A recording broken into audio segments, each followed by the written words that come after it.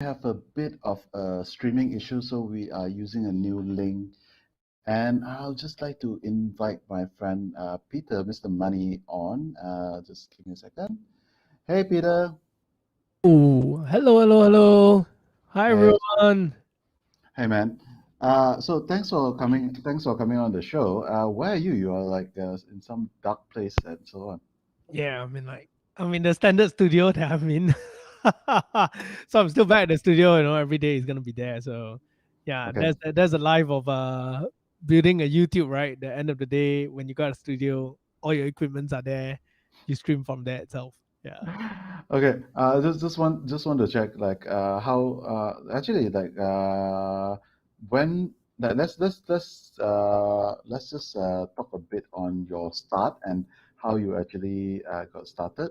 Uh, yeah, I was actually always curious like what actually inspired you to be a personal finance YouTuber, influencer, or so on. So for myself, I think when I first started, I met you already, right? Yeah. Yeah. When I first started, I think 1 2 months, then I decided to just text you and then talk to you, and then I still remember we met up at that Type A there. So just a little bit of background for those of you who actually know me, who have been seeing Mr. Money TV. Shout out to you guys. Thank you very much for supporting the channel. I've been in the personal finance industry for the past more than 10 years. So after I graduated, I've been doing insurance and then moving up to unit trust and whatnot. And I actually had a team of my own. But soon later, about a few years back, I decided to just kind of like walk off from the industry of sales and did this YouTube thing. The reason being at that point was, when you first start coming on working, and then when you want to improve in finance, one of the places that you always go to is actually on YouTube, or either you read articles. And I remember at the point when I was looking at YouTube, there was too little personal finance resources that you can find that's relevant to Malaysians.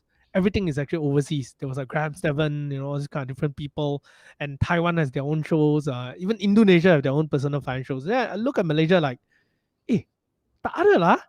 Like you can't find anything. You can only find articles from like Mr. Stingy, Ringgit, Casey Lau, then I thought like, you know, that's something there. I think if Malaysians like, is it whether Malaysians don't have a need for any personal finance content on YouTube? There's no demand, or is it there's no supply? Mm. So I thought to myself, you know, there could be a chance that there's no supply. So why not let's give it a try? So I posted my first video because of that. Yeah. And what was like? I understand like basically like what was your first equipment like? I think a lot of people want to be YouTubers, or a lot of people want to get start going. What was the first thing you actually do before you actually post your first video? Ooh, let's talk a little bit about equipment to start with, right? Yeah, that was all. This was all the equipment there was, and it was an older phone than this. That time was a 6 plus. Mm. Yeah, and the phone constantly runs out of battery. Yeah, but anyway, that was how I started. Didn't thought of buying any expensive equipment. I told myself this. Well, I think the most important thing is content. You're not really trying to look for beautiful production, although it's a plus point. No matter how good your production, if your content sucks, no one cares about it, then it's gonna go nowhere. So I just used my handphone. I started recording. But before that, what I did was that I actually went on YouTube. I started looking at a lot of financial YouTubers, started looking at what they did, how they talk, and try to recreate that. And the standard is, as usual, the first video you try to look at what do you think could be the hottest topic, the easiest thing for people to catch on. And I noticed at the point was like how to invest is actually the first question that everyone will ask, right? So I thought, you know what? Let me just make a video how to invest in 1,000. And to make it more fun, why not we go and interview people in the streets and ask them what they're gonna do? So that's what I did. I bought a simple mic. I went out. Yeah, I bought a H1N because my first try of going out to record, I realized that the sound was so bad. So I realized that a better quality actually helps a lot. And since it's only about 400 ringgit, then I thought, it's a fair investment compared to a camera, which is few thousand. So I decided to get that, and then I went out and then I started recording with that. Yeah. and talking to a few people, making my first video.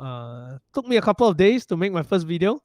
Setting it up, doing it alone, going to the camera, pressing it, coming back again, back and forth, getting all sweaty and wondering what to say, halfway losing your thoughts. Because when you when you talk yourself, or either you talk to people, no matter how eloquent you can be, looking at the camera and talking, it's a whole different skill set altogether, right? I think you totally agree with that, right, Daniel? Yeah, and yeah, but that was how I started. Yeah, nothing fancy, just get with what you have, make sure you have something to say, and then yeah, post up the first video. And what was your first video actually? That was Was the how to invest with 1,000 ringgit. How to invest in 1,000 ringgit? And looking back, like what you wish you have done better? I know that definitely. So like for example, Genie Boy's very one of the very first video, he did something very similar. What he did, he borrowed somebody's camera, and because he didn't buy audio equipment, so essentially he was using the handphone as a microphone basically. So that was something that Genie Mm. Boy was doing. So, like, what you wish you would have done better during your first video that you hope at least in terms of someone who is new in creating content will do. I think if I were to start over again, I would actually say learn to script. Yeah, Mhm. learn how to write a good script, because as you actually look at a lot of our YouTube videos, and actually any YouTuber, you may think that everyone is very eloquent, they can just speak out whatever it is, but actually everyone reads a script. Mm. Yeah, any YouTuber who has been doing it for a while, they read a script. So being able to script a good script is actually essential. But it is certainly not something that you get to learn immediately on one day and then you get good at it, right? It takes a long time to actually get good at it. I mean, until today, I'm still improving. I'm still trying to enhance my script. But you should get started early. I think if I got started way earlier to write my script properly, I would have improved faster. Lah. Yeah. So, what about? I want to know about your family actually. Like, you are married, and I think at that point in time, you had just had a kid, right? When you first started. Yeah, yeah. My wife was pregnant. Yeah, I was doing insurance, and as you all know, insurance is actually not bad. I was one of those who actually did well year in year out. Will go for foreign trips, uh, yeah, and at the moment that year itself, when I decided to do this more, I had to put aside the insurance business, right? So you're not putting so much focus there, and yeah, it was quite worrying, I would say. Yeah, but I thank God I have a very supportive wife. She was willing to entertain my craziness. Yeah. Yeah, so it took up a lot of time. It took up a lot of time. So you don't really get to spend too much of time at home and stuff like that. Yeah. And what was the biggest criticism? Like most of your friends or family were like, what was the biggest naysayer coming towards like when you're building this? I think firstly they are naysayers, but not many that I keep close to me. So I knew very well that when you want to start something new, right, very often is they will be naysayers. There will be people who are telling you, you can't be just doing this, and if you are just doing this, then you got no money, and stuff like that. Yeah, but if you were to keep them close to you, then you got a very big problem. Yeah, because you can't be always hearing discouraging things, right? So I would actually just go into my own zone, go into my own world, and focus on what I need to do. So I don't pay attention to what people say. Yeah, I actually literally, like, even my ex colleague, those who were in insurance together with me at the point. Some actually definitely I heard what people say when people come back and tell me lah, right? But I just ignore lah. Then I don't go close. I don't go near anywhere into those gathering or whatnot, because you know that you're gonna hear things that you don't want to hear. So better just protect yourself from it first. But on that note, I'm not saying that don't associate with people who give you to give you advice. It doesn't mean that they're having a bad intention. They're just being nice, right? Everyone, like, are wondering, why on earth you're earning 200 over 1,000 a year, and then you decide to go and do YouTube. Yeah, What's wrong with I you, mean right? that was in my mind. That was in my Yeah, mind. That's why I'll ask you that question because it's like you're giving out something. You're giving out something quite significantly. I believe that that you probably will still be making more as an insurance yeah, agent. Yeah. yeah. I think until today I would say yes, yes, yeah. So, but okay, I think the first thing is that definitely people will think that you're crazy. But you need to know for sure why are you doing certain things first to even start with. Like for me, it wasn't as simple as like, oh, this is my passion, right? Because if you're younger, you have the privilege of saying that this is my passion, I'm going to pursue it. But for me, it has to be a passion that has financial sense. And my passion was this. My passion was that I believe people deserve to be educated financially. People need good financial advice. But I know very well that not everyone can pay me for financial advice. Since people can't pay me for financial advice, I need to figure out a way where I can leverage on it by doing it and doing it for free while doing it for free for people, but I get paid at the same time. And I realized that at the end of the day, that model sounds like an actor. So I was doing an assessment and I thought about it. It sounds like an actor. It's like Andy Lau or we talk about uh Chris Evans, whoever was an actor, Chris Hemsworth. They love acting. They enjoy the drama, right? And they do the drama, and people watch, people get entertained, but people don't pay them. Advertisers are the one who pays them.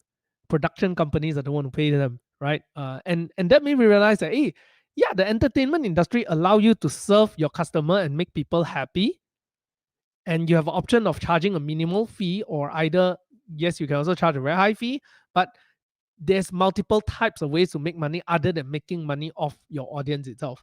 So that kind of gave me an eye-opening idea about it. And then that's when I started looking at, hey, actually YouTube is very similar, and that's the easiest way for me to get there. But yes, it will take me maybe about half a year, 1 year, or 2 years, or 3 years to actually build that kind of audience base to actually leverage on it.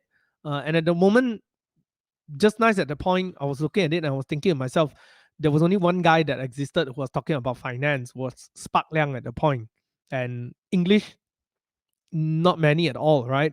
So I thought to myself, like, you better seize the opportunity right now. Yes, your wife is pregnant. Yes, you are supposed to be spending more money, and this is the time of your life you are supposed to deserve more stability per se. But this is the right opportunity. The opportunity is there, and everything else can, like you can wait for you to have a better camera, this and that or whatnot, or you're more stable or whatnot. All these years you can wait, but opportunity doesn't wait for you. If I don't start that year itself, someone else is gonna start their own YouTube channel. If I don't start that year doing Mr. Money TV, someone else will come up with another name and start another Mr. Money TV. Then you are not the first guy to come in the scene for the English circle already. Yeah. Then I thought to myself, like, is that worth me sacrificing that hundreds of thousands for that opportunity, right? And I thought to myself, like, you know what? I think it's worth it. I think it's worth it. After I look at all the calculation, I think about it. Like, if let's say after 1 year, 1.5 years, I managed to gain sponsorship, or I managed to build my name to a certain extent, what kind of opportunity is it going to open me up for? And certainly, I think about the best scenario and worst scenario. Worst scenario is no one cares about me. No one watches the channel, no matter how good, right? Then the worst is after a year and a half, I go back out selling things, right? And that's fine, right? Because I already have a certain set of skills. Um, but on the best scenario is in 2 years, I managed to build something that is significant.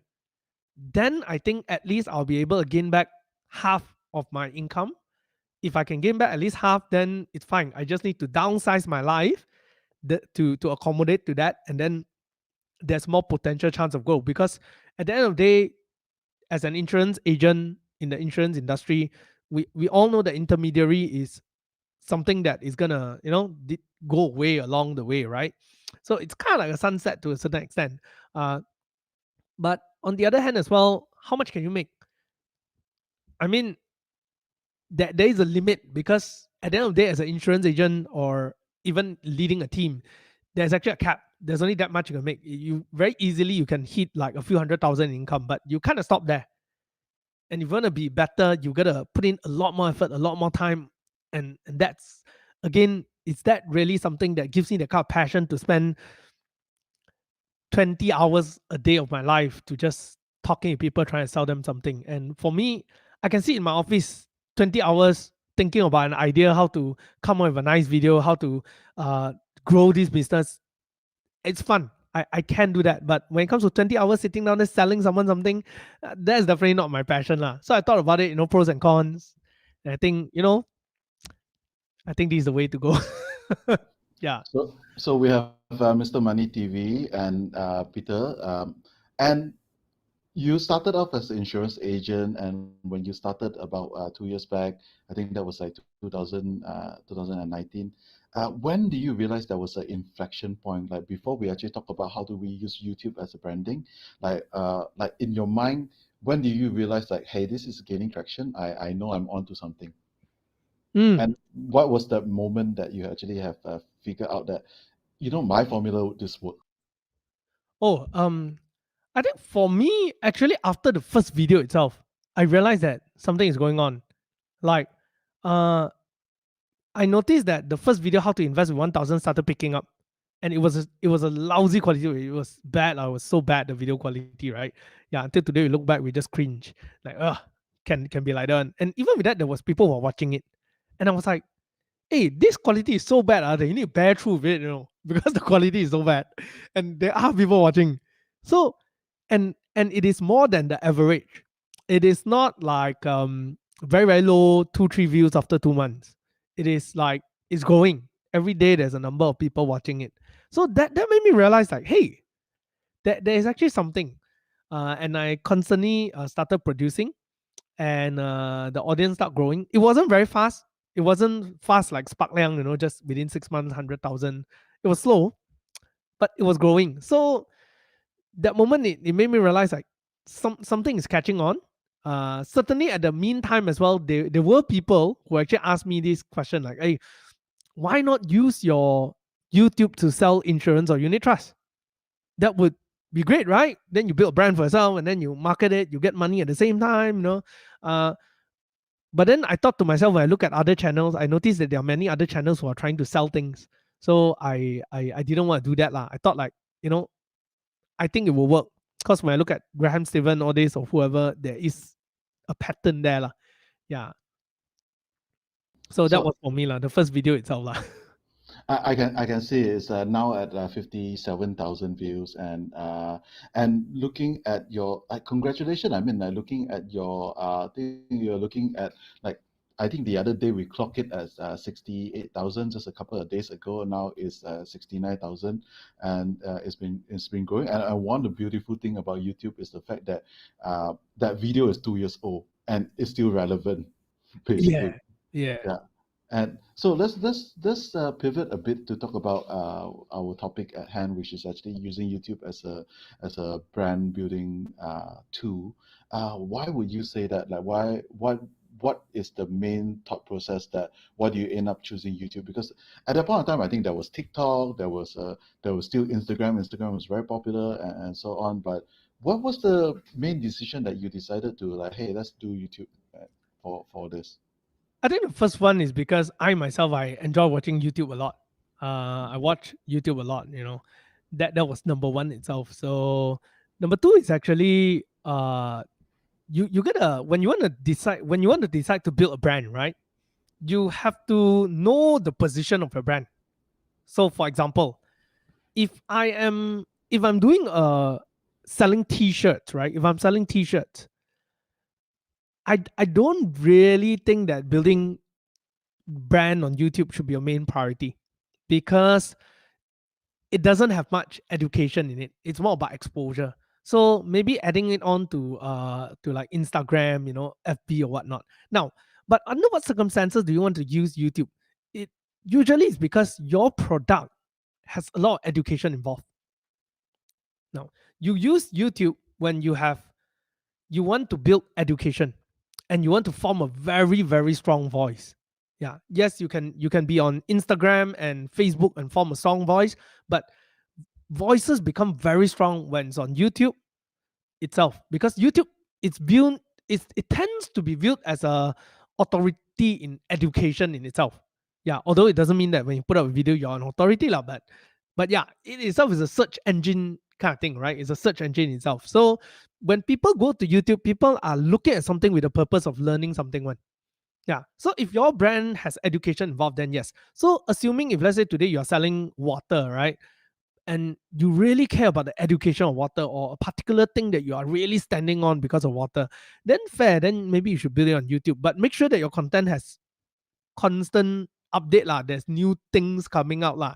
Now, if let's say your content, there's no, let's say your message is only one thing, it's like we use recycle bottles for our t-shirt, and that's the only thing that you have to sell, then YouTube may not be your main focus. Yeah, it shouldn't be your main focus. But if let's say your focus is our our attire is all about going for adventure. That's different already. You can use YouTube because why? You can create a channel where you guys go for hiking, you guys go for barbecue, you guys do fun activities. Now it may look like a whole YouTube channel is all about educating you about outdoor stuff, cut tree lah, this and that lah. But actually your attire, what you're trying to sell is an outdoor baju mah. Then you're associating your baju with the knowledge, and you're saying that my shirt is an authority in this area like that. Yeah. Then you use YouTube. So as for ours one, it's the same thing here. When it comes to financial, it is all about knowledge. Financial product is one of the hardest thing to sell in the market. In fact, until today, there are a lot of people who try to hack this idea of how to sell a financial product, and most big agencies and big advertising find it hard to sell financial product. The main reason is simple: how can you sell something that you can't see? Like selling an insurance policy to you, it's like I don't see anything. It's very hard to imagine that. So that's why, end of the day, over the years, it really depends on agents to go and do it, because agents are the all-in-one package where they can come to you, build a relationship with you, create trust, and then educate you, convince you, then you buy. Right? Any financial product is the same. Right? That's why when it doesn't make sense when a bank comes out and then just put their logo there and then tell you we care for you. When you see that, what does it mean? You're like, okay, I see your brand, you're very big. But what does it mean? End of the day, you still want to be answered like, so using you, what kind of benefit you can give me? And that's where, again, education come in place. Yeah. So if let's say your product has a lot of education involved, then yes, choose YouTube as a brand. If you want to tie your product to an authority, then yes, build it as a brand. I'll give you a very example as well, right? Uh, have you seen this YouTube channel called Slack Bean? I believe Yeah, Samantha's in before, right? Yeah, Slack Bean. yeah, If you actually look at Slack Bean, right, they are actually like they are kind of like Canva like that. All they do is that they help you make a presentation slide, right? Nice presentation slide. Now, there are so many people who are making presentation slide, and then what they did is they started producing videos on YouTube where they teach people how to raise fund. They teach people how to build a startup and so on and so forth. And their slide is pitching. You need to use their slide. So when they establish themselves the authority, now suddenly slide being the product is associated with authority in itself, and it helps them to build their business. And what's funny is that I think right now their side being YouTube becomes quite profitable. They have to set up another agency arm. Yeah. Yeah, and at the same time, Slackbin is doing well. So that's the idea there. If let's say you have a product that you want to tie it with an authority, and you want to build some education surrounding it, then great. YouTube is the best place to do that. yeah. That is, I think one of the things that you said that actually resonate a lot is the fact that YouTube is actually a search engine, and people tend to forget it. People always think that YouTube is this place that you just go in to watch cat videos and etc. Which is not wrong. Which is definitely not wrong. True, true, true. Yeah. Uh, But yeah, so I and so then how do you actually get people to start, like, because like in YouTube is owned by Google. Google has this thing called PageRank, and then that they have the search engine SEO, search engine algorithm, and stuff like that. mm. How would you actually make your video discoverable? Actually, like, what would be your thing that you will give advice to new content creators or entrepreneurs who have something that is can be turned into something educational, so they can actually market their brand, and how can you get their video out? Like, is there any advice for? Okay. I think like what you say, right? So you think about it, actually YouTube is a search engine, ma. So it's the same as Google itself, right? There's a search engine optimization. Just that for YouTube, the search engine optimization is slightly different. And and even if I tell you right now, like some of the stuff, right, it will change on later just to share because they keep changing the way they do things. Yeah. Anyway, the point is this: the easiest place to start is remember that it is okay to copy. uh, it is okay to copy. Like seriously, because at the end of the day, there's no original content. One. What do I mean by that? Right? Is that originality is actually your voice, means your version of a particular topic. The topic itself is never original. Yeah. 20 years ago, already got people say how to invest 1,000. Yeah, Mm, mm, your voice to that answer is what makes it original. So it is okay to copy a topic. So the easiest way is actually just to look at what are the most popular topic, mhm. copy it. Yeah, just Yeah. check out like similar things like yours. The chances are, whatever is your brand, whatever is your thing, there is already someone else trying to build something that you have built before. Chances Mm, are, lah, chances are. So just follow their footsteps. You see what are the things that they posted up, which is their most popular video. Copy that, put it out. That would likely be your easiest chance to find success. Yeah, that would be likely the easiest chance for you to find success. Yeah. so let's move a bit to your first video or your first few video. Do you share it, or do you share to your friends? Ask them to share, or where do you post it? How do you make? How did you? What was your thought process to actually before this? Uh, I did actually thought about like sending it to my friends, getting them to support it and so on. But I actually did not. What I did is that I did the usual thing. I just open a Facebook page, and I just invited most of the people in my list to actually go and like, and some liked, some didn't. I think that time I wasn't even in the personal finance community yet, right? Yeah. Yeah. So I think I just left it there because I really wanted to see that will it get picked up naturally. Mm, Yeah, because I noticed that's one thing that a lot of people sometimes they try to do is that when they go into a new thing, they will always go around asking people to support that particular thing. Uh, but very often this tends to backfire, and whether you know it or not. Because if let's say tomorrow a friend come to you and say, "Hey, could you come to help like my page?" The truth is, right, sometimes you will go and like the page if he never tell you. But after he tell you, right, you're like, "I'm not gonna bother about that page. I'm just gonna like it and then see you goodbye." Because people are just like that. I mean, yeah. over the years doing sales, I learned this one thing: if you expect your friend to support you, you can forget about it lah. Yeah, if you can find 5 friends who support you, congratulations, are very good already lah. Huh? Yeah. So that was the first thing that I make sure I make it organic so that I really know whether is there a demand for that first. Uh, but nonetheless, I still did a few things. Like for example, one, I went to other. At first, I actually went to other people's YouTube and I started commenting on their YouTube. But I don't go and post my video lah. I just gonna comment lah. So you look like you're an active member lah. Yeah. Yeah. So when you look like an active member, then at least people will take note of you lah. Uh, but yeah, there's a few ways nowadays you can do tagging people. I think in Instagram right now, I see a lot of new YouTube, new personal finance people they would actually do story and then they'll tag all the more popular uh, personal finance influencers. A way that you can get yourself, notice. Go to their pages and comment. All those ways are ways that you can take notice. But for myself, I didn't really do that.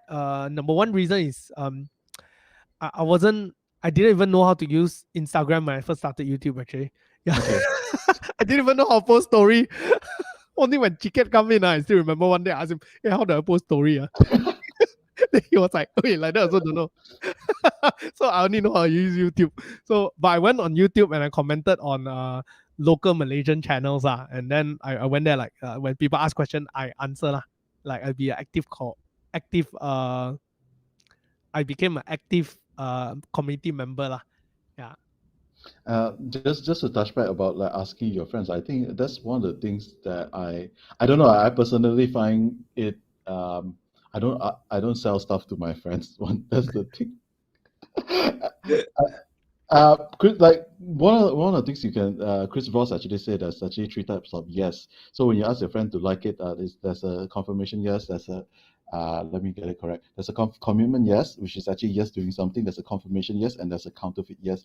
And a lot of times when you ask your friends to like support you to like the page, like it's just a counterfeit yes. Like what you mentioned is just like I just like and just yes yes. Yeah, that's right. That's right. Yeah, that's right. Let's talk about CK a bit, and he's in front of you, is he? He's actually here. You want to put him on or not? Yeah, sure. He's shaking his head. Hey, I, CK. He's shaking his head. so for those who do not know, CK is the other other half of Mr. Money. Mr. Money is not exactly Peter Young. Contrary to popular belief, originally it was Peter Young. Yeah, it grew lah. Now we have more people. We have a team. Yeah. When did CK join, and how what was his role originally? Oh, okay. So CK is my I my know you're looking at him, co-founder. and then He was my co-founder. I still recall 2018, 19. Yeah, 2019. My baby was born after I posted out my first video. Mm, Then that first half a year, I still recall. I was like trying to focus more on the YouTube. I was like really, struggling and everything, thinking whether should I focus on it and stuff like that. Because just a year before that, I actually already kind of make a move from the insurance side and tried to go into independent advisory, but that business failed lah. So lost some money already. Yeah, so a little bit like stress already. Then I recall when I started the YouTube. Then what happened is that after about half a year into it, my insurance manager at the point, which we still share office at the point, he actually told me that, hey, there's this guy, remember or not, last time he used to work intern with us. He just graduated, and he said he saw your video and he thinks that, like, he could be interested in helping out. So I said, yeah, sure, let's talk, and then he came and visit, and then he was like, he was around, and we had a chat, and then he said that, I think that there are certain areas you can improve in terms here. I like your channel. Why not let me help you? And I was like, sure, because at the point it's like, everyone will always say that they want to help you. One at the end of the day, it's got people do the work or not. Everyone will come to you, give you great suggestion. They would say like they want to be a part of it, but people who do the work are very little one. That's the truth. yeah. So I asked him like, oh, so what are you doing now? He said like, oh, I'm not working yet. But I'm gonna come and help you lah. So I said, okay, sure. I'll see you tomorrow at 9 o'clock. Then he really came, and so I bought him a breakfast, and then he started helping me out. And then I asked him like, are you willing to come every day? And he said, sure, I'll come every day. And then he started coming every day, every day. Yeah, for like before he got a job. I was thinking to myself like, hey, young man, I can't pay you, like, what are you doing here with me? You should go and look for a job. Like, are you sure that you wanna, help me more? They say, yeah, no worries, man. I just enjoy this, and stuff like that. So eventually, after a couple of months, I told him this. I say, look, I think entrepreneurship is a very lonely journey. Doing this alone is really, really tough. Having someone who believe in the vision and who's willing to work on this together, it's something very important to me. So why not you step in as a co-founder lah? Yeah. So that was when he took some time to consider. It took about like, I think it was about a while. Then he said like, you know what, let's see where this goes, and he went to work. So that time when he went to work full time, he asked me whether he should. I told him like, yeah, I think you should as well. So he went out and then he worked. And I was thinking to myself, maybe as he worked, he will never come back anymore, because making good money. And it was a top student. This fella is first class graduate, not Chekai, whatnot. So he got a good pay in his first job as well, do very well. I was thinking, this guy won't come back. Yeah. But since then, he's been coming back every night. Every night he come back and help. So he worked like 2 jobs. But sometimes he really was too stressed. He couldn't come anymore. So at one point, I just told him, I said like, look, I think this is growing already. We started having like I think 1,000 plus subscriber. I still remember the first day I offered him to be a co-founder. We got a call from Stashaway to be a Nice. player partner. So I was like, hey, you're my lucky star. Yeah. So then after that we had a long talk, and I asked him, so are you serious about this? So if you're serious, have you ever considered doing this full time? Yeah. And then he after that conversation, then he's like, okay, you know what? Give me half a year. I'm gonna save up a certain amount to come in so that I have a backup plan, and have a runway for myself as well. So I was like, great. So in 6 months, he quit his job, came in full time with me, and then MCO happened. Yeah. So yeah. That was the story of CK. That's how he came in, and ever since then he's been taking over the production. So that relieves me a lot, and we complement each other. In terms of skill set and stuff like that lah. Yeah, and now we have another new partner that we work very closely with. Yeah, Frankie. Those of you who see the show, so he's our new host and he's our new partner here as well. Yeah, and yeah, so to bring up the standard of the channel itself to not just cover retail subjects, but also to move towards more professional and corporate side, just like how BFM has Shao-Ning, right, who was a fund manager. Now we have a Frankie who was an investment banker for the past 10 years who comes in to be a host as well. So same thing lah. Yeah. I'm super impressed. I have the chance to actually visit the office, and like although you guys seems like has that really garage feel, like a founding of Apple feel over it. But I always impressed with both the dynamics and like the energy that you guys bring into all your production. So like really kudos to you guys, man. Thank you. Yeah.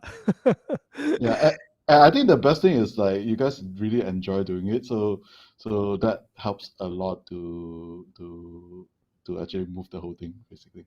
Yeah. I still recall after I made the decision to do this full time, because along the way there were a few opportunities that presented to me as well. Because like I say, I already had some connection. I was doing quite well earlier, so there were already some businessmen who actually, when they saw me left the insurance industry starting to come out, they actually offered me some position to help them with their business. One of them actually also offered to like give me a warehouse, ask me to start the logistic business and so on. So actually, I did tested it a little bit, um, like a part time like that. But eventually, I decided to just focus back on Mr. Money because a friend of mine. So this is a bit sidetrack lah, huh? For those of you who are thinking about starting your own brand, you really want to build something that has to do in media, right? Trust me, it's a full time thing. It's not a part time thing. Yeah, it takes up a lot of your time, and you'll be afraid, And sometimes there'll be good offers that comes around. Good offer as in good offer lah. You'll be Yeah, comfortable. yeah. Yeah, and but I recall at the point a friend of mine actually stepped in and then he asked me this one thing. He said, hey, Peter, you look very lost. I was like, huh? What do you mean I look very lost? And he told me like, you're like scrambling everywhere. You're like, your hands are here, your hands are here, your hands are here. But what do you want? That Then I told him what I think about Mr. Money TV and what I think it can be. And then he just looked at me and said, then why are you not focusing on that? Why is your hands everywhere? And I was like, Mr. Money got no money. Mr. Money at that point got no money one way. No, so I need to do other things that got money.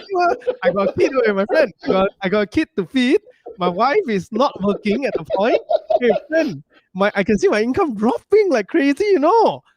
Already 2 years never focus on insurance sales already. You can see your income dropping. You're stressed, and then the time.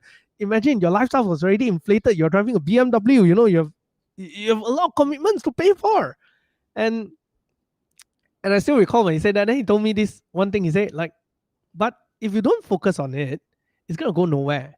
Mhm. And think about it. If you focus on it, yes, you may think that there's no money, but at least every moment that you're focusing on, you're building something that adds on and compounds to the effort of being successful.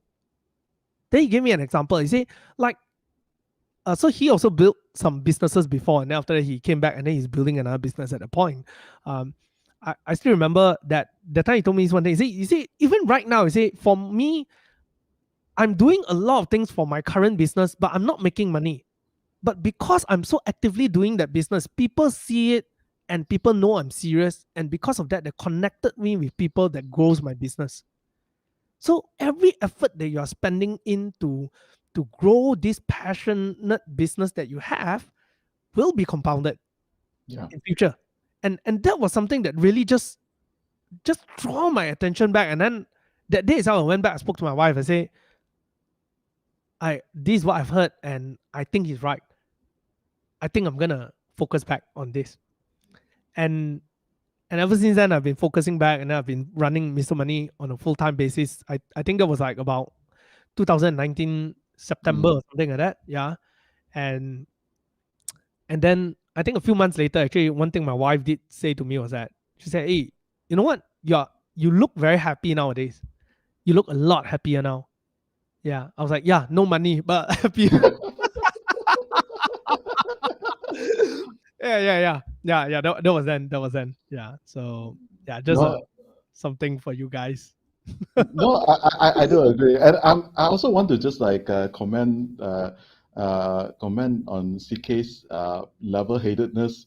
Coming from a personal finance channel, is like, yeah, I'm not gonna quit straight away. I'm gonna build up my safety net before that. So, like, kudos on that one. Yeah. Yeah. In fact, he's a level-headed guy here. I think out of Mm, the three partners here, I'm the most chung just do it. They're like, hey, Peter, let's take a step mm. back. Yes, we are willing to go with you, but can you list down all the pros and cons first? Then we run together with you, okay? So they help me to bring it back as well and scale it back, lah. So that we whenever any step we take, we try to we take calculated risks, lah, as we move ahead. Yeah. And the other point that really, I think we talk a lot about this. Like, there's always effort that stacks, and I Yes. and that is super underestimated, basically, in terms of a lot of the stuff just like stack over time. And when you see things stack over time, you might not be seeing it right now. All of a sudden, like in a few years, like 1 year later, Mm, uh, it just adds up over a period of time. And yeah, I think YouTube is definitely one of those channels, or one of those avenues that allow you to stack up your effort over a period of time.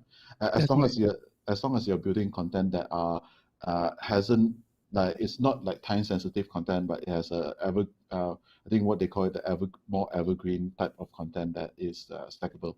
That's right. That's right. Yeah.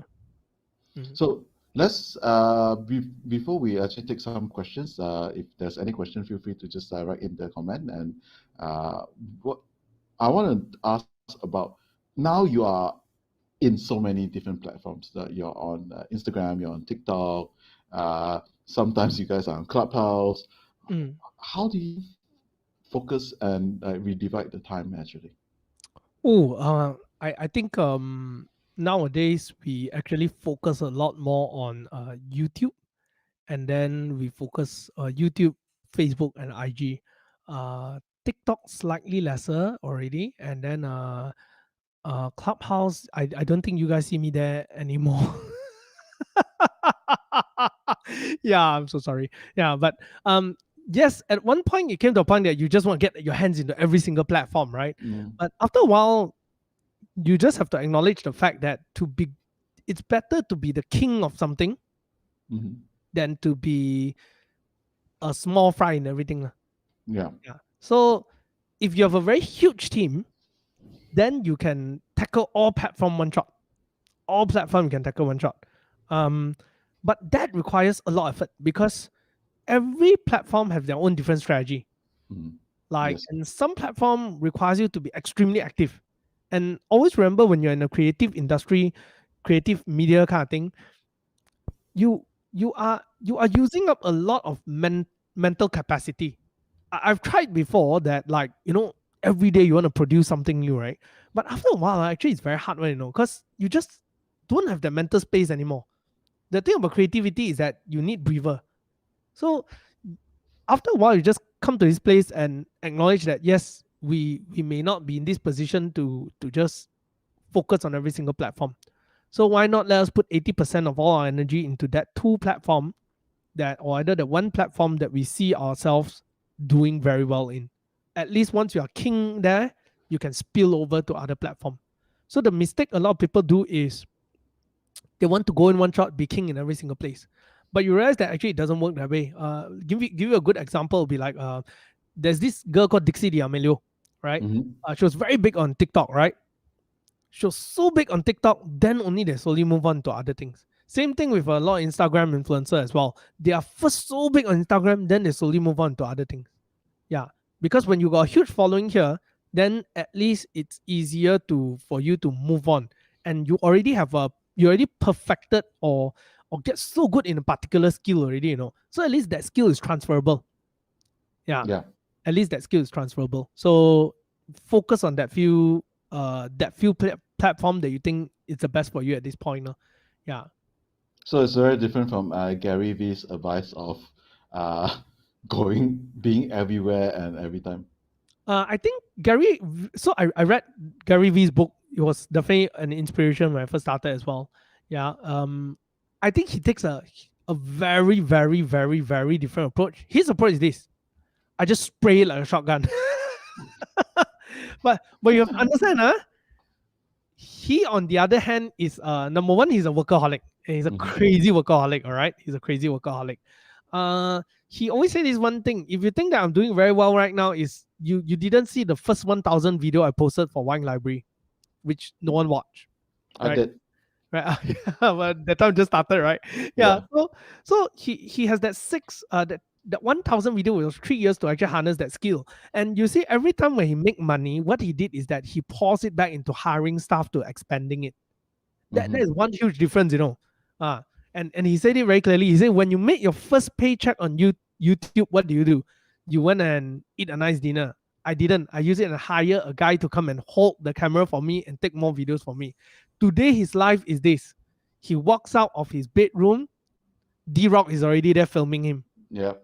all the way until he go home and meet his wife. That's the part that they cut off, right? So he has a he has a team to help him to disseminate like 100 pieces of content a day. So if you have that ability to scale, then go ahead. But if you are a one man operation, just like myself, or you just started, you likely will not have this kind of muscle to pull this off. Mm. Then it is better that you just get good at one thing. And you think about it, when he first started, he got good at YouTube first. Yeah. It was still the same thing, right? Yeah, he got good at YouTube first. Yeah, I think like a lot of people, you're right, definitely a lot of people are just seeing the final product and not seeing the initial thing like most people don't see in any entrepreneur journey as any content creator journey, most people don't see the all those mess that people have. I'm sure there's so many videos that now you look back and you'll be like, oh my God, I do not know why I'm doing or why this thing happened. Yeah, yeah, yeah. Today I was just looking at the video and then CK was commenting, hey, your first video you were so young. Now you look so old. It's like, oh, that's probably what 2 years of entrepreneurship does to you. A lot of wrinkles. Which is okay. I think that is okay, especially if you're not selling a beauty product. Yeah, yeah. Yeah. So let's just go through some comments and so on. I think someone mentioned that the audio is important. Some I just started to learn about money management and some about Mr. Money, very Thank you, thank helpful. you. Yeah, so congratulations on that. Congrats to Peter. Wow, full name. Oh, what? Okay. And also like correct different strategy. TikTok will make short video like every day, no mental space. Let's talk about before we wrap up. Let's talk about how do you actually come up with some of your creative idea actually. Like how do you come up with new ideas for content and so on. I think you mentioned earlier there's no shame of actually copying and giving your own energy and giving your own spin to it. And I Yep. think that's something that a lot of people always they value a lot of that original idea thing. Like I have to have this original idea. But now what is your creative process? Especially now you have a team that you work with together Mm. with. Actually, I would say that even right now, because we have a team now, lah, so it gets easier to have original content because we brainstorm a lot. So one of the things we do is that on a weekly basis, we'll sit down together and we'll take a look at what are some of the news titles that catches our attention. Uh, what are some of the topics that we feel is relevant to us, and then we start organizing it like, hey, which one is more evergreen, which one is more topical, and stuff like that. Then you kind of learn to link up all these things together. Yeah. Let me give you an example, right?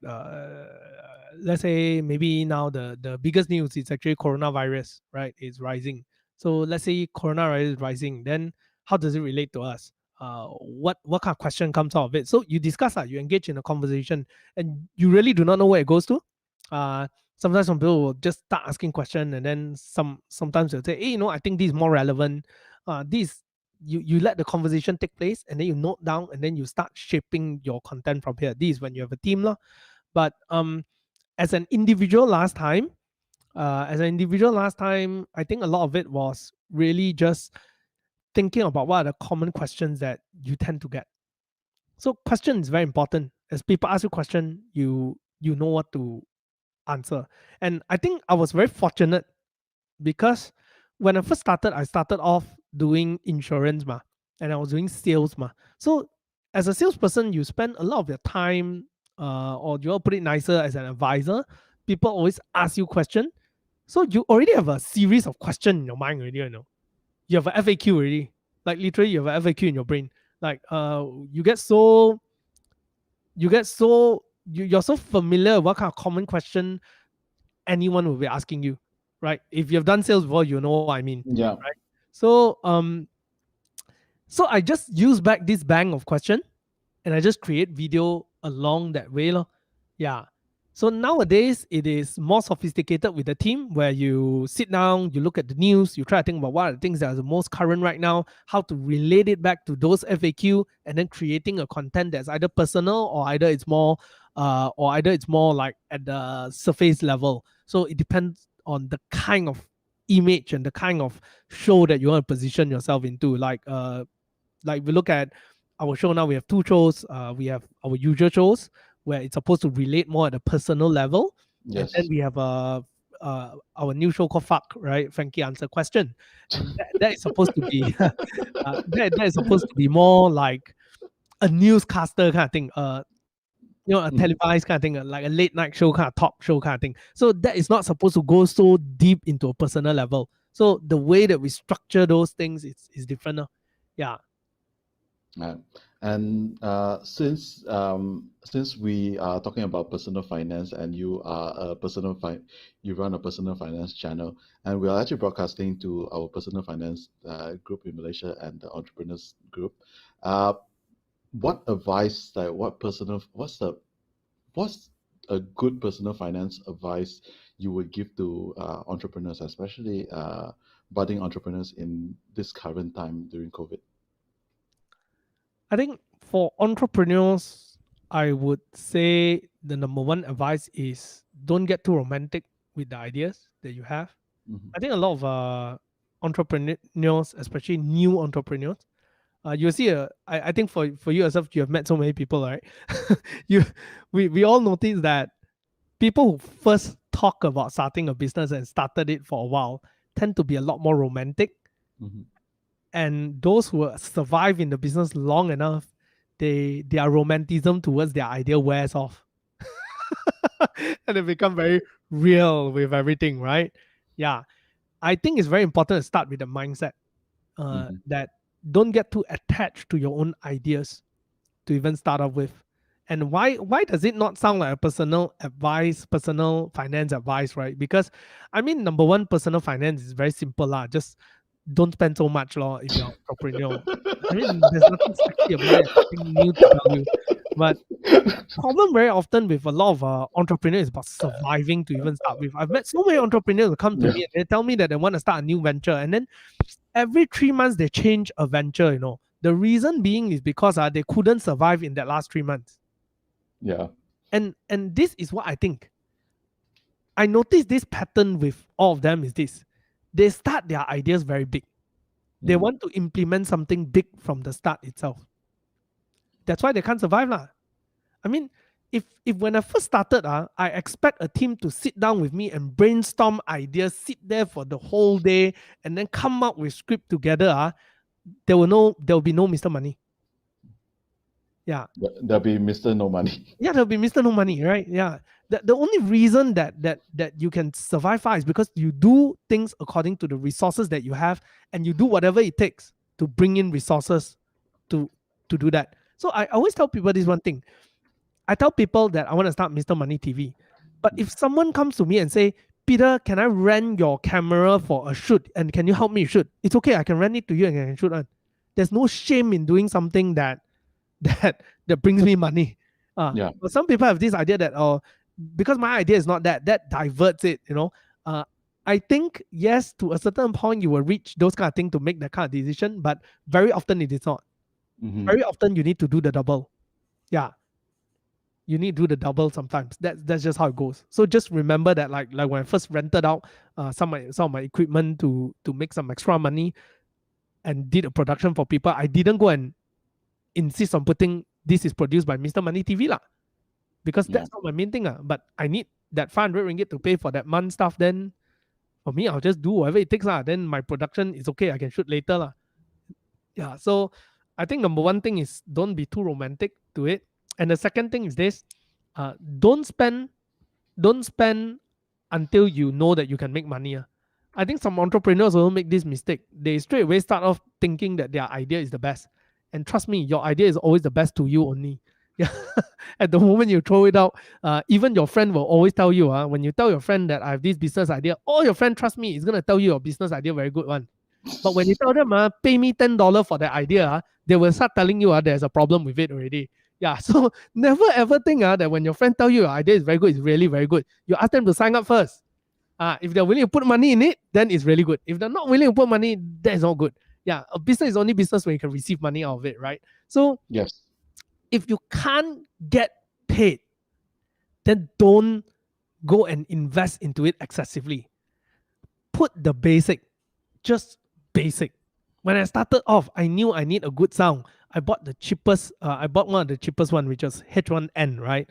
Yeah. Uh, yeah, and the left mic, the lavalier mic that we had was a 35 ringgit Boya mic. Yeah, until it spoiled, only we changed to better mics later, right? So don't don't invest in it until you are very certain that you can make money out of it. Yeah, until you're very certain that you can make money out of it. So that is one thing that, yeah. And don't think that anything you need to hire people, because remember this, if you're gonna start off, right, trust me, you're just gonna be the one man show. If you think that you need to hire people only you can bring results, I can tell you for sure one thing, right? The chances are you'll never do well. If you can don't hire also, you can bring in at least 20% of the result, right? Then you know that when you hire people, you can bring 80% remaining. But if let's say if you do alone is zero, you think you hire someone, you're gonna get 100% later, forget about it. It's not gonna happen. Yeah. Yeah. It's So a yeah, those are a few things. That is fantastic advice. And for people who want to actually follow on Mr. Money, where can people actually head over to? It's like mrmoneytv.com. What are the other channels and other avenues that people can actually follow what you're doing and etc.? Mainly is YouTube, Mm. and then Instagram and Facebook. Yeah, TikTok as well. Yeah, these are the few only. I don't think there's any more. But we're actually building our website. Yeah, so hopefully the website will be launched by the end of this month or early of next month.